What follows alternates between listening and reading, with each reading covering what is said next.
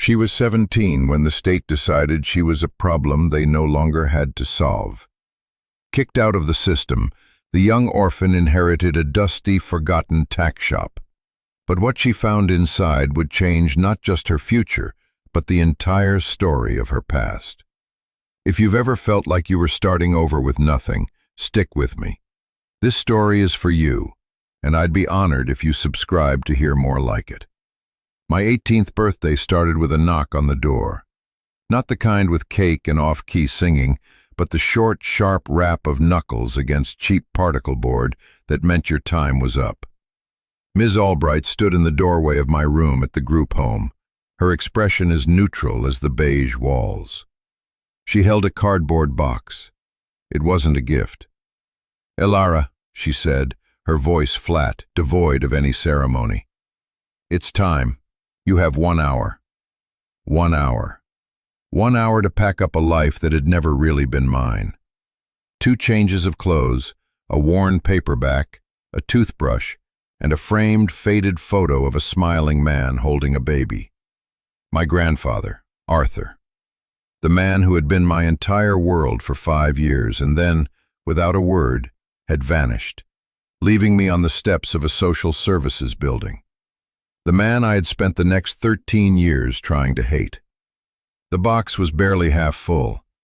It felt pathetic, a physical measure of my worth in the world. The other girls in the home gave me wide berth, a mix of pity and relief in their eyes. Pity for me, relief that it wasn't them. Not yet. I taped the box shut with a grim finality. The sound of the tape pulling from the roll was the only sound in the room. It sounded like a bandage being ripped off a wound that had never healed. Downstairs, Ms. Albright was waiting by the front door, a manila envelope in her hand. The state's parting gift. "Your final paperwork," she said, not meeting my eyes. "And this." She handed me the envelope. "It's a bus ticket to a town called Oakhaven, and a letter from a law firm. Something about an inheritance." I stared at her, the words not quite connecting. Inheritance? From who? My parents were ghosts. Stories I was told but couldn't remember. My grandparents were, I assumed, long gone. "From an Arthur Jensen," she clarified, reading from a clipboard. "Your maternal grandfather." The name hit me like a physical blow. Arthur. The man in the photo. The man who had taught me how to tie my shoes, who smelled like sawdust and leather, who had abandoned me. A bitter laugh escaped my lips. It was a dry, ugly sound. An inheritance? What, did he leave me as apologies? A box of his broken promises? Ms. Albright's face softened for a fraction of a second, a flicker of something human behind the institutional mask. "I don't know what's in it, Elara. The letter arrived last week. We were instructed to give it to you on your 18th birthday. The bus leaves in 45 minutes. She opened the front door.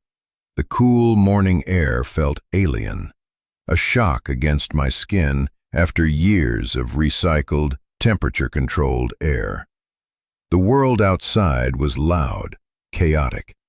It didn't care that my world, the small, predictable world of rules and schedules and shared bathrooms, had just ended. I was standing on a precipice, with a cardboard box in my arms and an envelope that felt heavier than it should. "Good luck," she said. It was the same tone she used when she wished us a good weekend, a formality. I didn't say goodbye. I just walked down the concrete steps, my worn-out sneakers silent on the pavement. I didn't look back.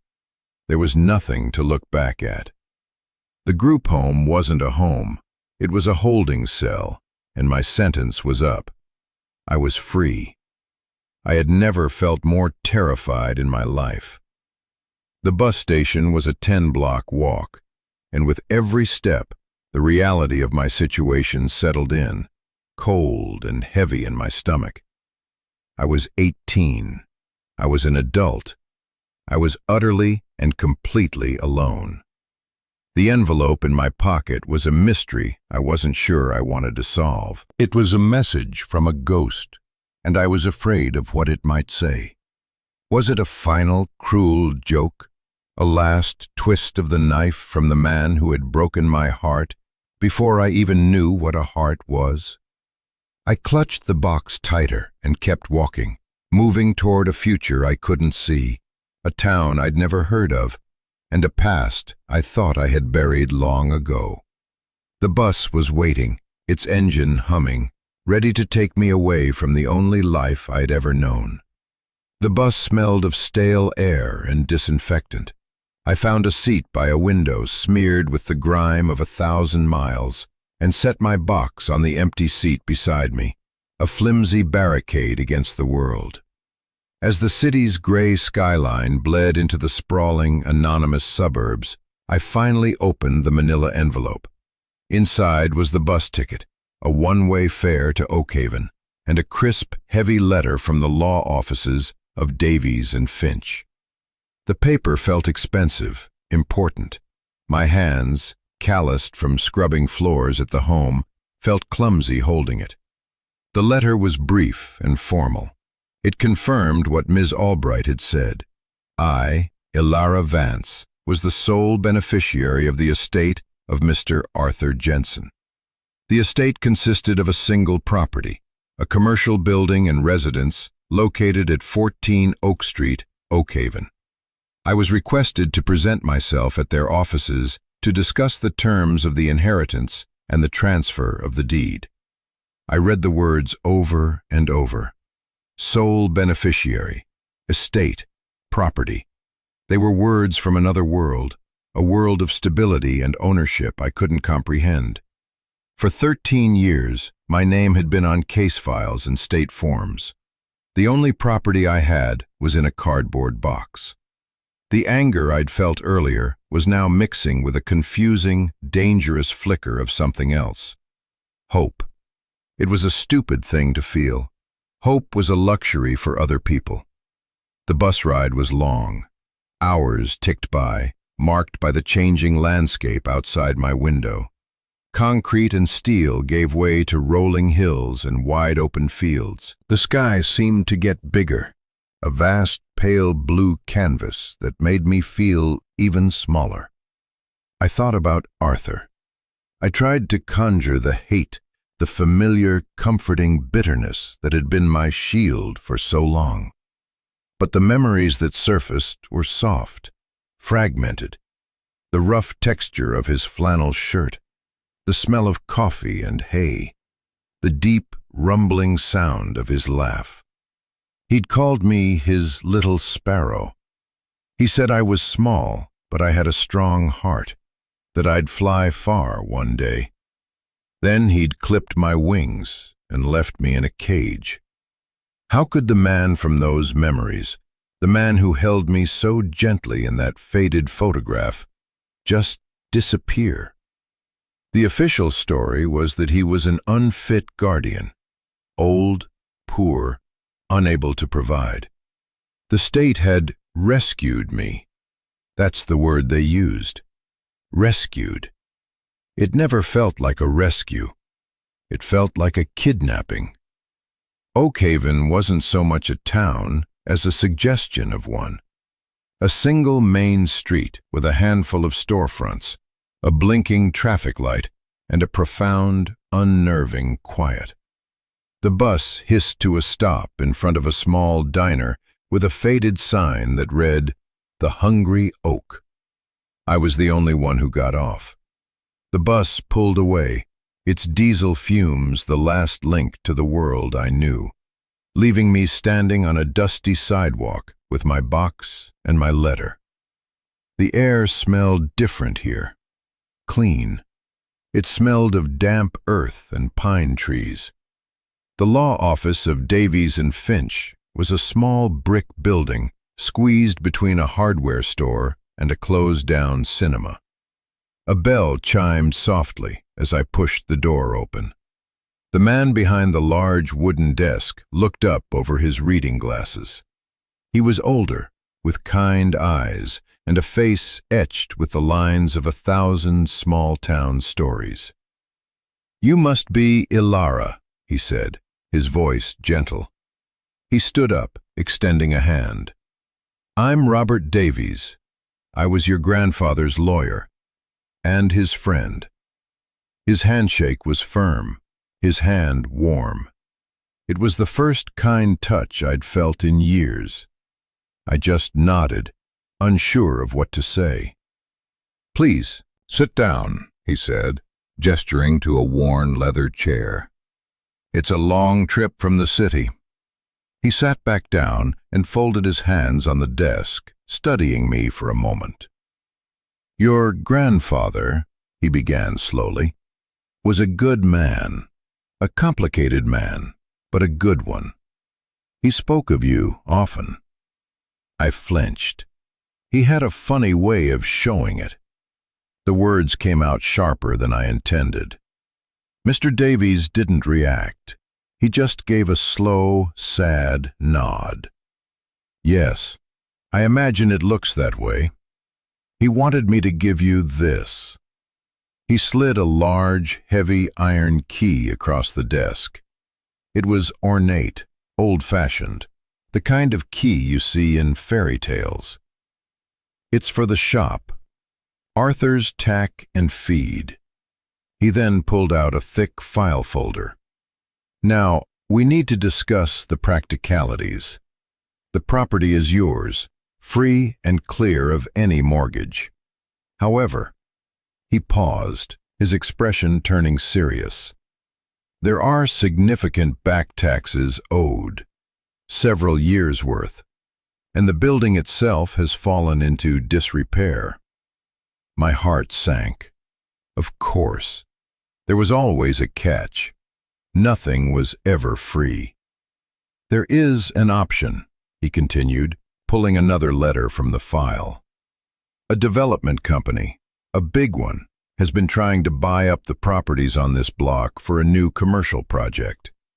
They've made a standing offer on your grandfather's place. It's a generous offer, more than enough to cover the taxes and leave you with a substantial amount to start a new life. A clean break." A clean break. It was tempting. Take the money and run. Disappear, just like Arthur had. Start over somewhere no one knew my name or my story. It was the smart thing to do. The safe thing. "Can I see it?" I asked, my voice barely a whisper. "The shop." Mr. Davies looked at me, a flicker of something, surprise, respect, in his eyes. "Of course," he said. "I'll drive you." Arthur's Tack and Feed was at the far end of the street, where the town started to fray into wilderness. The building sagged, its paint peeling like sunburnt skin. The large display windows were so clouded with dust and grime you could barely see inside. A faded wooden sign hung precariously from one hinge, the painted letters barely legible. It looked abandoned, forgotten. It looked like I felt. Mr. Davies pulled up to the curb. "It's not much to look at right now," he admitted, "but it has good bones. Arthur loved this place." He handed me the key. It felt cold and heavy in my palm. I walked to the front door, my legs feeling unsteady. The lock was stiff from disuse. I had to put my whole body into turning the key. It gave way with a loud, groaning click that echoed in the silent street. The door swung inward on creaking hinges, releasing a wave of air that smelled of dust, old leather, and something else, something like memory. I stepped inside. Dust motes danced in the slivers of light piercing through the grimy windows. The shop was a time capsule. Shelves lined the walls, filled with jars of ointments, coils of rope, and neatly stacked leather bridles. all covered in a thick gray blanket of dust. A saddle sat on a wooden stand in the center of the room, its leather cracked and dry. It was a ghost of a place, haunted by the ghost of a man. In the back, behind a beaded curtain, was a small apartment. A single room with a narrow bed, a small kitchenette, and a worn armchair next to a cold, pot-bellied stove. It was stark, simple. The room of a man who lived with ghosts of his own. On a small table next to the bed was the framed photo, not a copy, the exact same one I had in my box. The man holding the baby, Arthur and me. He had kept it all these years.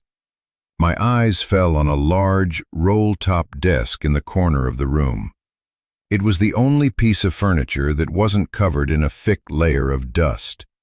It looked like it had been wiped clean recently, but it was locked. I tried the drawers, but they were solid. My gaze swept the room, searching. My fingers traced the spines of a small collection of books on a shelf above the desk. One of them, a thick, leather-bound copy of Moby Dick, felt different. I pulled it out. It was lighter than it should have been. The center had been hollowed out. And nestled inside, on a bed of faded velvet, was a small brass key. My hand was shaking as I inserted the key into the lock of the desk. It turned smoothly, silently. I lifted the heavy wooden roll top, and there, sitting in the very center of the desk, was a single sealed envelope. My name was written on the front in a strong, familiar handwriting I hadn't seen in 13 years.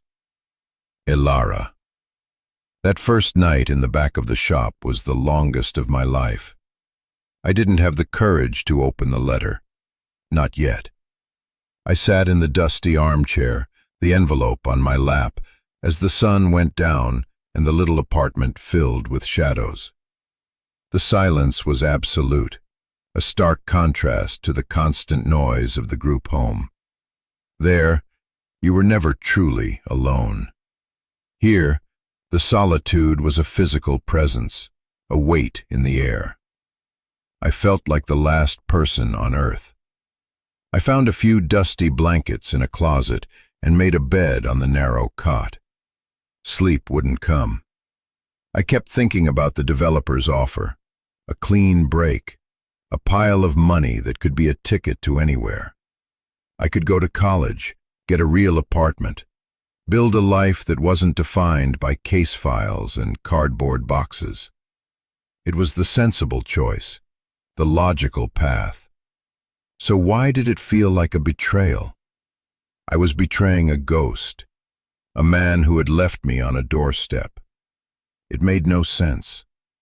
When the first pale light of dawn filtered through the grimy window, I knew I couldn't put it off any longer. I sat up, the cold air raising goosebumps on my arms, and picked up the envelope. My fingers trembled as I broke the seal. Inside were several pages, filled with that same strong, slightly slanted handwriting. I took a deep breath and began to read. My dearest Sparrow, if you are reading this, it means I am gone. And it means you are 18, an adult. I am so sorry, Elara.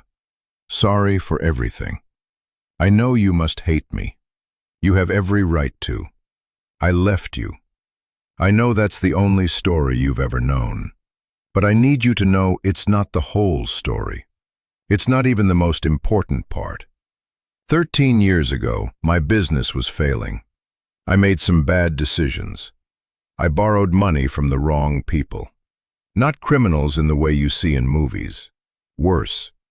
They were men in suits who smiled while they broke you. They were patient. They let the interest pile up until it was a mountain you could never climb. When I couldn't pay, they started making threats. Not against me, against you. You were my whole world, Elara. My everything. The only good thing left after your mom, my daughter, past. I looked at you, so small and full of light, and I saw what they were willing to extinguish to get what they wanted. I couldn't protect you. Not here. Not with me. I was a danger to you. So I did the only thing I could think of. I made myself disappear from your life. I took you to social services, told them I was unfit, that I couldn't care for you. It was the hardest thing I have ever done. Walking away from you on those steps, it broke me in a way you can't imagine. Every single day for the past 13 years, I have seen your face, your confusion as I turned my back. I hope one day you can understand that I wasn't walking away from you. I was walking toward your safety. The state, for all its faults, was a fortress I couldn't provide. They could keep you safe in a way I no longer could. It was a terrible choice, a choice no one should ever have to make. To save you, I had to lose you. I spent the next decade paying off that debt. Every last penny. I sold almost everything, worked 3 jobs, lived on nothing. I wanted to leave you with one clean thing, one place that was yours, that no one could take from you. This shop. It's not much, I know, but it's yours. It's a start.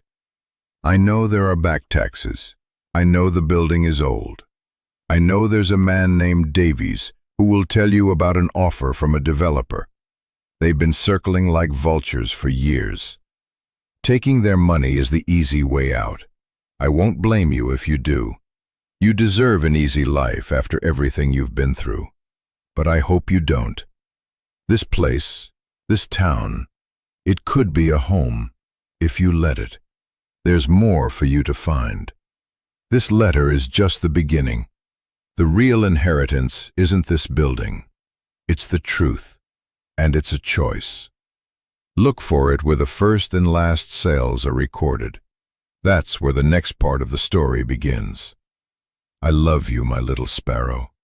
I have never stopped loving you. Forgive me. Yours always, Arthur. I finished the letter and the pages fell from my numb fingers. The room was silent, but my head was screaming. A roaring, deafening cacophony of 13 years of carefully constructed reality shattering into a million pieces. He didn't abandon me. He saved me. The story I had told myself, the story that had defined me, the story of the unwanted orphan, was a lie. A shield he had built to protect me. I sank to my knees on the dusty floor, the letter scattered around me, and I sobbed. I cried for the little girl on the steps, confused and alone. I cried for the teenager who had hardened her heart to survive. And for the first time, I cried for him, for Arthur, for the lonely old man who had given up everything, who had lived a solitary, broken life, just so I could have a chance at a whole one. The grief was a physical thing, a storm that tore through me, leaving me empty and raw. When the tears finally stopped, a new feeling began to surface, rising from the wreckage. A fierce, protective anger, not at Arthur, at the world that had forced him into such an impossible choice, at the men in suits, at the developer who saw this place, this monument to my grandfather's sacrifice, as just another plot of land to be bulldozed. Mr. Davies's words came back to me. A clean break. It wouldn't be a clean break. It would be an erasure. It would be letting them win. It would be tearing down the last thing my grandfather had built for me. I stood up, my body aching, my resolve hardening into something solid, something real. I looked around the dusty, neglected shop. It wasn't a burden anymore. It was a legacy. It was a battlefield, and I wasn't going to surrender it without a fight. I spent the next hour just sitting, letting the new version of my past settle in. It was like learning to breathe a different kind of air. Every corner of the dusty apartment looked different now. The worn armchair wasn't a sign of poverty. It was a testament to his endurance. The simple cot wasn't a sign of a bleak life. It was the bed of a man focused on a single, selfless goal. This place wasn't an inheritance. It was an apology, an explanation, and a final act of love, all rendered in wood and plaster and dust. The weight of it was immense. For so long, my life had been simple in its misery. I was alone because I was unlovable. Now, I had to face a much more complex and painful truth. I was alone because I was loved too much. And right now, I need to talk to you for a second. If you've made it this far, maybe you know what this feels like. Maybe you've had a moment where the entire story of your life was turned upside down. When you realized that something you thought was a curse was actually a strange and painful kind of blessing. It's a lonely feeling, and it can break you if you let it. But communities like this, people who understand these complicated stories, they can be a lifeline. If this is hitting you, let me know in the comments. You're not alone in this. Your story matters. Now let's get back to Oakhaven. I picked up the letter, my hands steady now, and reread the last part. Look for it where the first and last sales are recorded. A ledger. It had to be a ledger. I went back out into the main shop. The air was thick with the smell of decay, but underneath it, there was that persistent scent of leather and oil and earth. I ran my hand along a dusty countertop, leaving a clean streak in my wake. This was his world. For the first time, I felt a connection to it, a sense of belonging that was as terrifying as it was exhilarating. Behind the main counter, under a pile of old catalogs, I found them. A stack of thick, leather-bound ledgers. Each one was labeled with a year. I pulled them out, sending a cloud of dust into the air that made me cough. They were heavy, solid. I started with the most recent one, dated 15 years ago. I flipped through the pages. The handwriting was the same as the letters. Sales of feed, horseshoes, saddle soap. The entries became sparser and sparser toward the end, until they stopped altogether.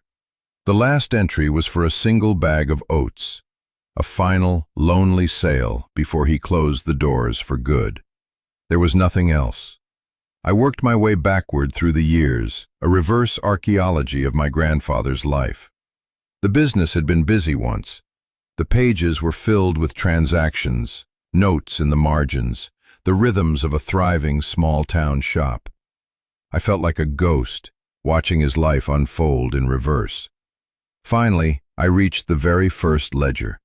The cover was worn smooth, the leather cracked with age. The year on the spine was almost illegible. I opened it carefully, the old paper crinkling under my touch. The first page was dated nearly 50 years ago. The very first sale, recorded in neat, optimistic script. One leather bridle to Mr. Henderson. I flipped to the back of the book. The last page was blank. I ran my fingers over it, feeling for anything unusual. Nothing. I felt a surge of disappointment. Had I misunderstood? I closed the book, and as I did, I felt a slight thickness in the back cover. A lump. My heart started to beat faster. I used my fingernail to carefully pry at the edge of the cardboard lining. It was glued down, but the ancient adhesive was dry and brittle. A corner lifted. I peeled it back slowly. Taped to the inside of the cover was a small, flat iron key. It was different from the key to the shop. This one was smaller, more industrial looking. And beneath it, a slip of paper with a single word written in Arthur's hand. Courage. A key. But to what? I scanned the shop, my eyes darting everywhere. A safe. It had to be a safe. Where would an old shopkeeper hide a safe? My gaze fell on the floor behind the main counter. There was a large, threadbare woven rug there. It looked like it hadn't been moved in decades. It was heavy, and it took all my strength to drag it aside, the friction sending up another choking cloud of dust. And there it was, a square of steel set flush with the wooden floorboards. A small keyhole lock was set in the center. It was so perfectly hidden, so unassuming, you would never know it was there unless you were looking for it. My breath caught in my throat.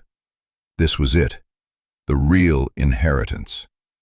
I knelt down, the cold of the floor seeping through my jeans, and slid the small iron key into the lock.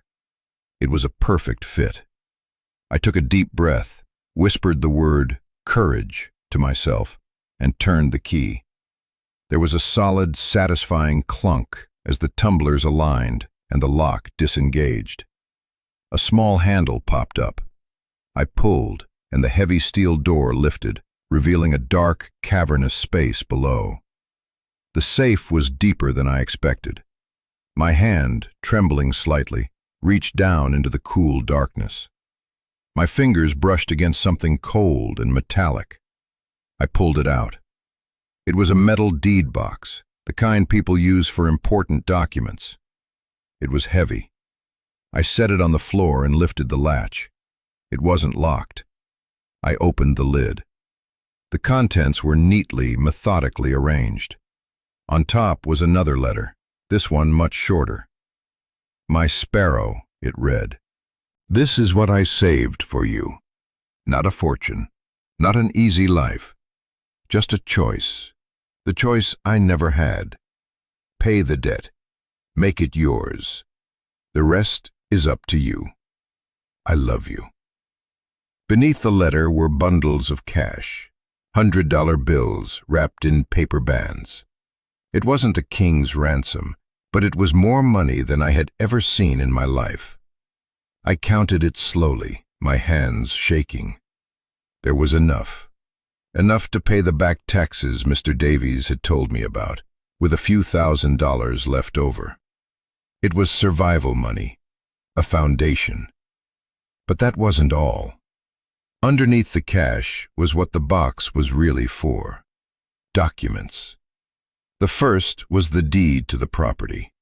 It was in his name, Arthur Jensen, but tucked inside was a legally prepared transfer of title, signed and notarized, needing only my signature to make it officially mine. Free and clear. He had made sure of it. And beneath the deed were the letters. Dozens of them. They were bundled together with twine, organized by year. 13 bundles, one for every year I had been gone. I sat there on the dusty floor, surrounded by the physical evidence of my grandfather's secret life, a life lived entirely for me. I picked up the first bundle, the one for the year he left me. I untied the twine. The letters weren't addressed to me. They were like diary entries, a chronicle of his pain, his hope, his fight. October 12th, the first one began. I left her today. The social worker had kind eyes. I have to believe that. I have to believe she will be safe. The silence in this house is a monster. I keep thinking I hear her laughing in the other room. December 25th, another read. First Christmas without her. I bought her a small wooden bird, the kind she liked. It's sitting on her empty bed. I worked a double shift at the mill. I am so tired. But the debt is a little smaller tonight. I read through the first year, then the second. Each letter was a small, painful piece of the puzzle. He described his jobs, working at a lumber mill, washing dishes, driving a delivery truck at night. He detailed every dollar earned, every payment made to the men who had threatened us. He wrote about seeing me once, from a distance, playing in a schoolyard. He said I had gotten taller. He said he had to walk away before anyone saw him crying. This wasn't just an inheritance, it was a testimony. It was the story of a man's love, so fierce and so absolute that he had been willing to be hated, to be seen as a monster, to ensure my safety. The cash in the box wasn't just money, it was his life. His exhaustion, his loneliness, his sacrifice, all converted into paper and ink. The developer's offer now seemed obscene, a desecration.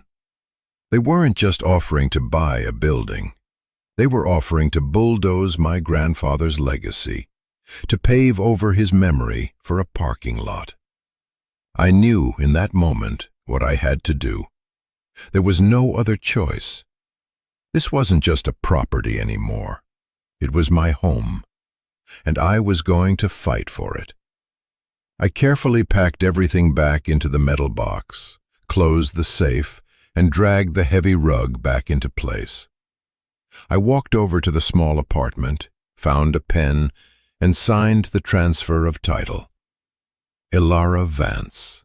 My name, my home. The next morning, I walked back to Mr. Davies's office. This time, I didn't feel like a lost kid. I felt like a property owner. I walked into Mr. Davies's office with the metal box under my arm. He looked up, a hint of surprise on his face.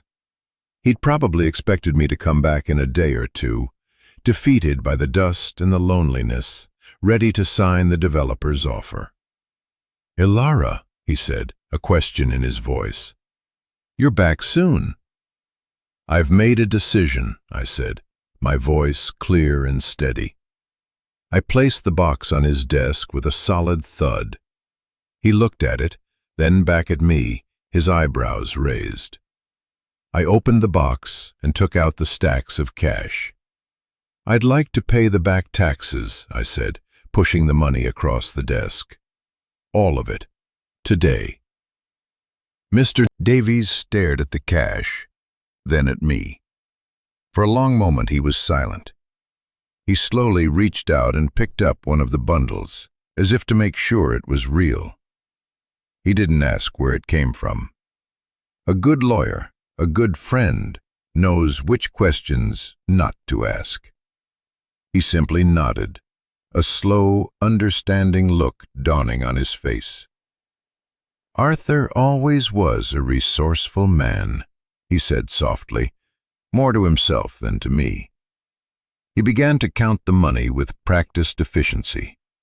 It was exactly the right amount, plus a little extra for the current year's taxes. When he was done, he looked at me, his expression one of quiet respect. "All right, Ilara. We'll get this settled with the county clerk this morning. The property will be fully in your name, with no liens against it."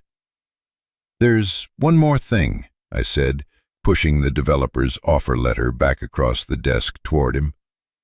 "Please inform them that their offer is rejected, and that the property is not and will not be for sale." A slow smile spread across his face. It transformed him, erasing some of the tired lines around his eyes. "It will be my absolute pleasure," he said. "They've been a thorn in Arthur's side for years. He'd be proud of you." The word sent a warm current through me. Proud. It was a feeling I had never allowed myself to want. I left his office and walked back down the main street of Oakhaven. But this time, it was different. The street wasn't alien anymore. It was my street. The sagging tack shop at the end of the road wasn't a ruin. It was my home, my project, my future. The first thing I did when I got back was open all the windows. The fresh, pine-scented air rushed in, chasing out the stale smell of dust and disuse. It felt like the building was taking its first breath in a decade. I found a bucket and a mop and started cleaning. I began in the small apartment, scrubbing away the layers of grime, letting the light back into the space. As I worked, I felt like I was tending to something sacred. I wasn't just cleaning a room. I was honoring a life. It was hard physical work. My muscles ached. My hands were raw. But with every surface I cleaned, every box of junk I hauled to the curb, I felt lighter. I was claiming the space, making it my own, not just legally, but physically and emotionally. That afternoon, as I was struggling to drag a heavy, rotten saddle out the front door, a woman from the diner across the street came over. She was carrying 2 steaming mugs. "You look like you could use this," she said, handing one to me. Her name was Marge, and she had a warm, no-nonsense smile. "I'm Marge. I run the Hungry Oak. Knew your granddad for 30 years. Stubborn old goat, but a good man." "Ilara," I said, taking the mug. It was coffee, strong and sweet. It was the best thing I'd ever tasted. "We all wondered what would happen to this place," she said, looking at the shop. "Figured those vultures from the city would tear it down. Glad to see they didn't." She gave me a knowing look. "Heard you paid the taxes off. That took guts." News traveled fast in a town like Oakhaven. "It's my home," I said, and the words felt solid, true. "Well," she said, finishing her coffee, "if a home needs anything, it's food. You come over for dinner tonight, my treat. Can't have Arthur's granddaughter starving to death." It wasn't a question. It was a gentle command. And for the first time since I could remember, I felt a sense of community, a thread connecting me to the people around me. I had spent my entire life as a temporary resident, a file in a cabinet. Here, in this dusty, forgotten town, I was Arthur's granddaughter. I had a history. I had a place. That night, sitting in a booth at the diner, eating a hot meal and listening to Marge tell stories about my grandfather, I began to understand what he had left me. It wasn't just a building or a small pile of cash. He had left me a chance to put down roots, a chance to build something. I still had his letters. I kept them in the metal box, and each night I would read from the next bundle, moving forward in time. I was living his life alongside my own. I read about his quiet pride when he learned from Mr. Davies that I was doing well in school. I read about his heartbreak when he got sick and worried he wouldn't have enough time to save enough money for me. I read his hopes and his fears, his regrets and his dreams. The letters were a conversation across time, and in them I finally got to know the man I had lost twice, once in life and once in my own memory. The developer didn't give up, of course. A week later, a new letter arrived, a higher offer. I took a black marker and wrote, "Return to sender," on the envelope and dropped it in the mail. I knew it wouldn't be the last. This was just the beginning of the fight. But I wasn't scared anymore. My grandfather had fought his battles in silence and solitude. I wouldn't have to. The weeks turned into months. The small apartment became a clean, livable space.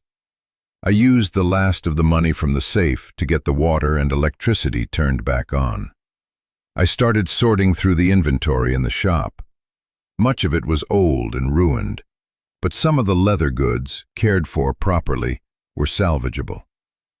I spent my evenings cleaning and oiling old bridles and saddles, the scent of the leather soap connecting me directly to Arthur's memory. I put a few of the better pieces up for sale on an online marketplace. A few days later, I made my first sale. $100 for a vintage bridle. It felt like $1 million. It wasn't a business yet. It was just a beginning. The work was slow, and I was learning as I went. But every day, I was building something. Every nail I hammered, every shelf I dusted, was an act of defiance and an act of love. I started to meet more people. The man from the hardware store, who gave me a discount on paint. The retired farmer who came by to tell me stories about buying his first saddle from Arthur. Slowly, Tentatively, I was becoming a part of the town's fabric. One evening, I was sitting in the armchair, reading one of the last of Arthur's letters, written just a few months before he died. "The doctors say it won't be long now," he wrote.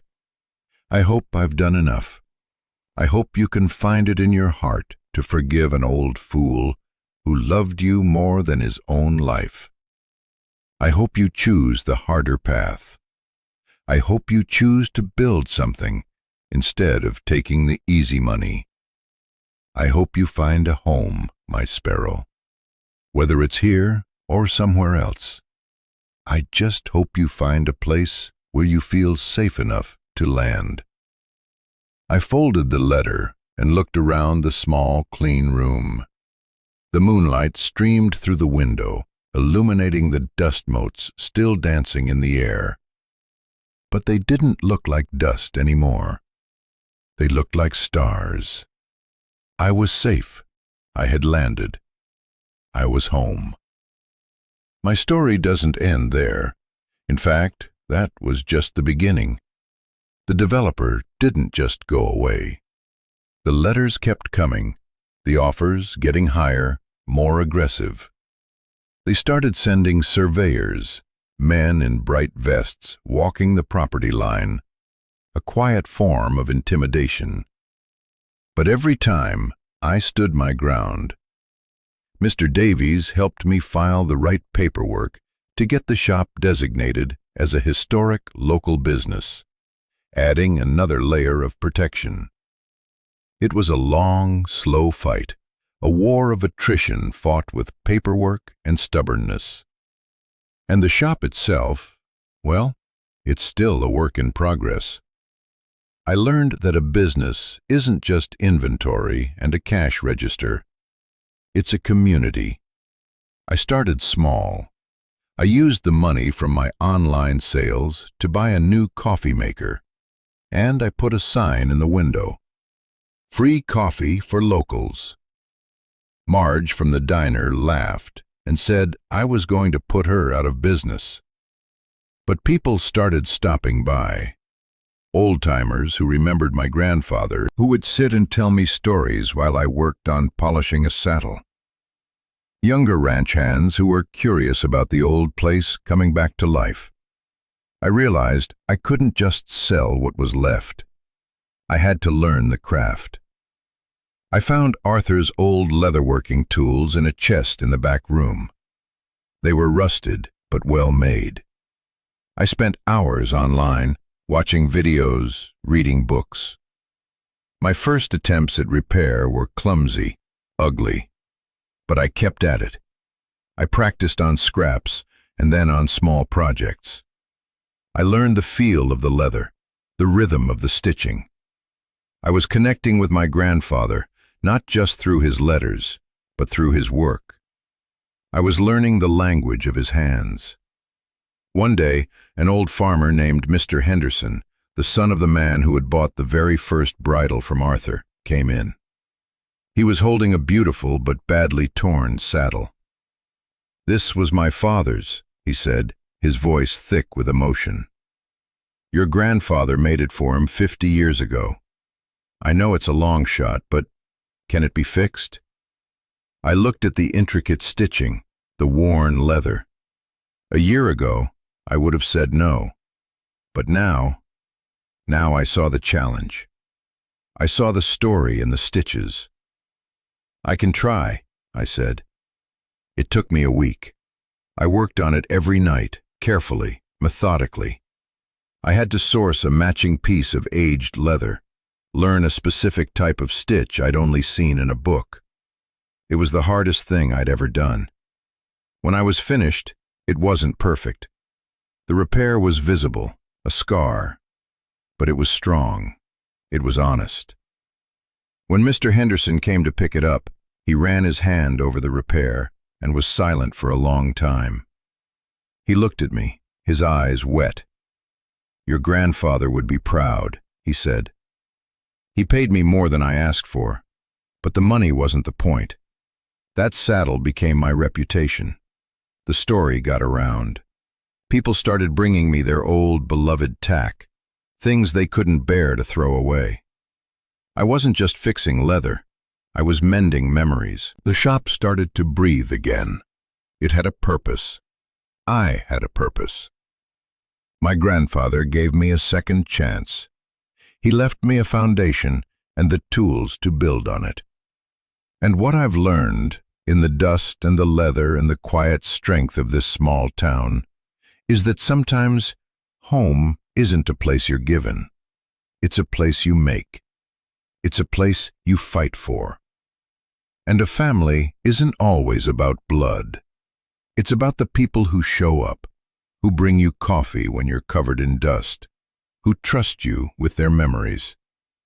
If this story meant something to you, if it reminds you of your own fight to build a life, to find a home, I'd be so honored if you subscribe to this channel.